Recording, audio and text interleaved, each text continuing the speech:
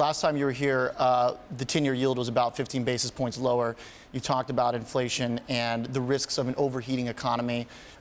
We've gotten some pretty decent numbers. What does Donald Trump have to be concerned about? You said if we throw too much kerosene on the economy, it's going to be bad. In the past 6 years or so, that kerosene has been lower rates in QE. What does Trump have to be concerned about? The pace of his multiple stimuli, and it's a dangerous game when the first thing you learn in business, don't kick your banker in the face. Your banker in this case is China and Middle Eastern sovereigns that have traditionally bought our credit, bought our debt, our excess debt, our deficit spending, and he wants to increase defense spending and he wants to do infrastructure spending, so we need revenues. And we might go down before we go up in terms of tax receipts. If he cuts corporate taxes and cuts individual taxes, I guess the hope is that the economy accelerates enough that other taxes will replace those tax cuts and will grow.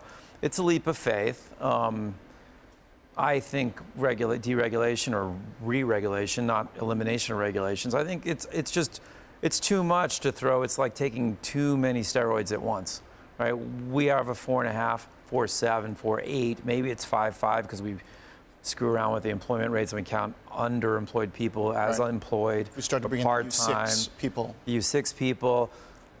But we don't have 14% unemployment anymore. And in certain industries, there are tremendous holes. So partnering, private-public mentor programs to mentoring people and training them for the jobs that are available.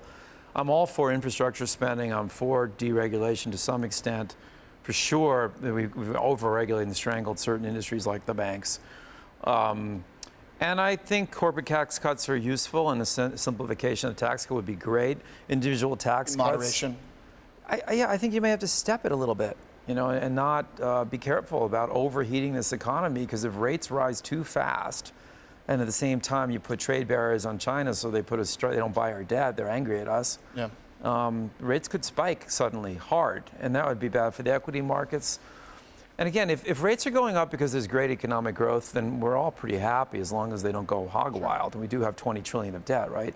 So we have to pay interest expense on that. Today we pay 2, we're paying 4. That's $400 billion of interest expense we didn't have. Now we do own about 6 trillion of that debt, I think is the last number I saw. So we're paying ourselves. Right.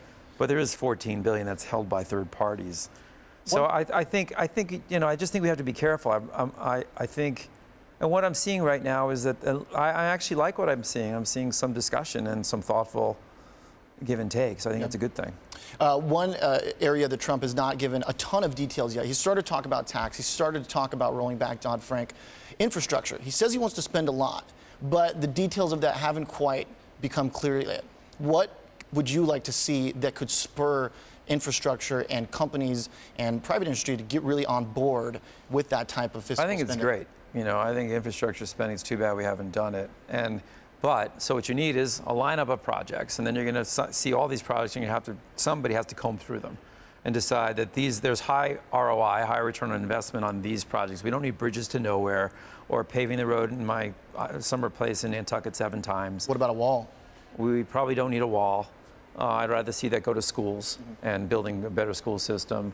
I don't think that's an issue. I mean, really don't believe that's an issue. But, I'm in the minority there, I suppose.